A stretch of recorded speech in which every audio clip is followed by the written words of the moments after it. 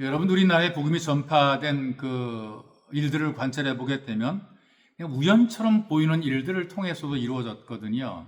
이를테면 언더우드 선교사님이 신학 공부를 하고 있을 때에 1883년인데요.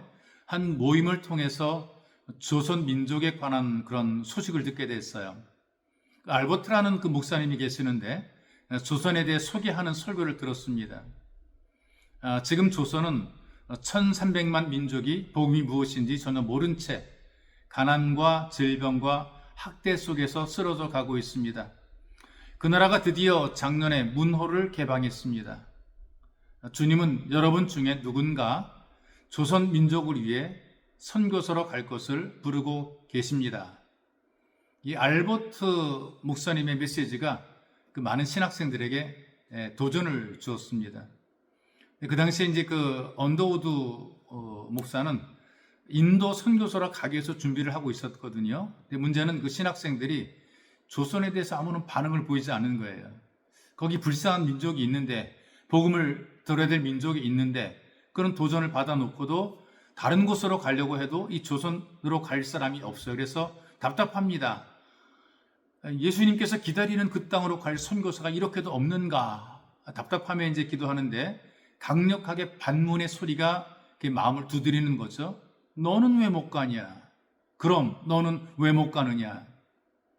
그때 그것이 자신의 뜻이 아니고 주님의 부르심인 것을 깨닫게 되었어요. 그래서 생전 복음을 들어본 적이 없는 미전도 종족인 이 조선 민족에게 선교의 우위가 있다고 깨달았단 말이죠. 그래서 그동안 인도 선교를 위해서 인도어도 배우고 준비를 많이 해온 것들을 다 조선 선교를 위해서 포기합니다. 그리고 조선 선교를 준비해서 한 달 넘게 걸리는 항해 끝에 일본을 거쳐서 부산 앞바다에 잠시 정박을 하고 처음으로 우리 땅과 민족을 바라봅니다. 그리고 부산을 떠나 3일 후인 4월 5일에 인천 제물포항에 도착을 하게 되죠. 바로 그날이 부활절 아침이었어요.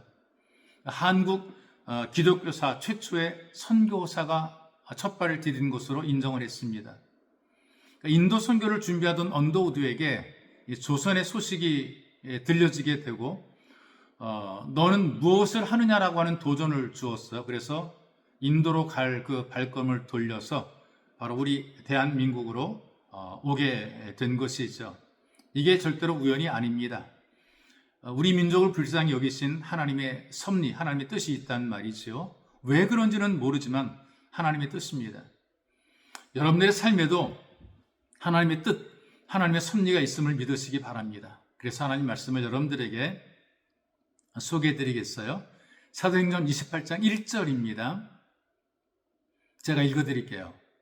우리가 구조된 후에 안즉 그 섬은 멜리다라 하더라. 여러분, 하나님께서 지금도 우리를 통해서 하나님의 뜻을 이루어 가시거든요. 하나님이 사람을 통해서 일하십니다. 근데 그 하나님 뜻이 무엇인지 모르기 때문에 고민하기도 하고 때로는 의심도 하기도 하고 때로는 염려도 하기도 해요. 어떤 문제가 일어나게 될 때에 왜 나한테 이런 일이 일어나게 되고 왜 나만 힘들고 왜 나만 문제가 있는가?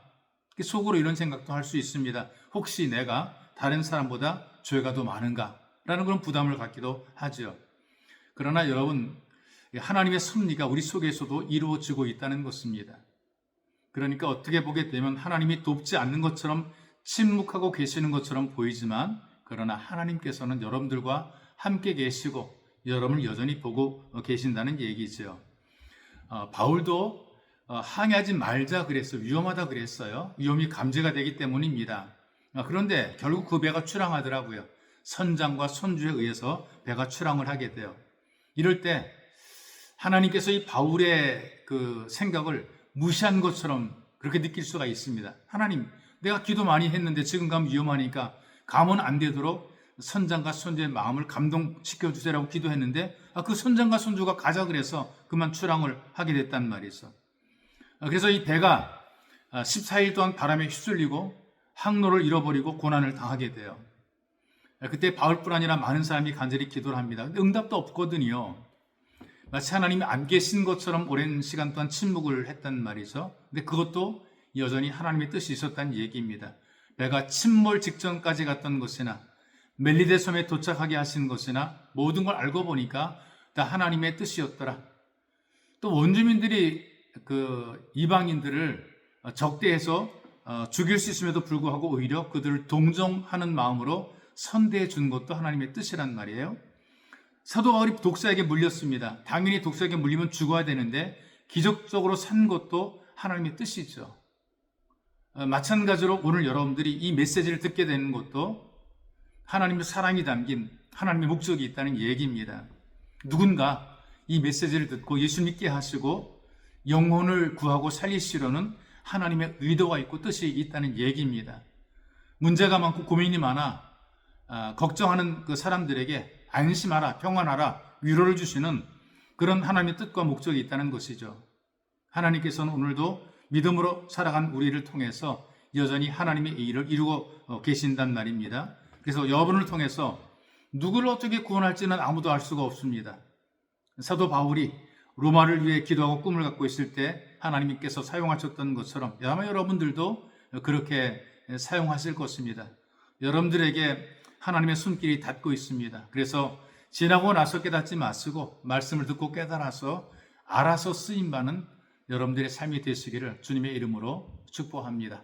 참으로 존귀하신 아버지 고맙습니다. 우리들에게 은혜를 베풀어 주시고 잘 알지 못하고 부족한 우리를 하나님께서 쓰시고자 하시고 하나님의 섭리 가운데 우리를 써주시니 감사하며 이 시대에 우리를 부르셔서 하나님의 백성으로 하나님의 자녀로 이 세상을 살아갈 수 있도록 도우셔서 너무나 고맙습니다. 주님, 우리가 하나님의 뜻을 따라 순종해서 말씀으로 살아가는 복 있는 예배자가 되게 도와주시고 이 시대에 하나님의 도구로 의미 있고 귀하게 쓰임받는 삶을 살아가도록 우리를 지켜주시고 우리를 통해서 다른 사람에게 도움과 유익이 되게 하시며 다른 사람들을 고치고 치유하고 회복시키며 영혼을 구원하는 일에 우리가 의미 있고 귀하게 쓰임받도록 도와주옵소서. 보배로우신 예수님의 이름으로 기도하옵나이다. 아멘.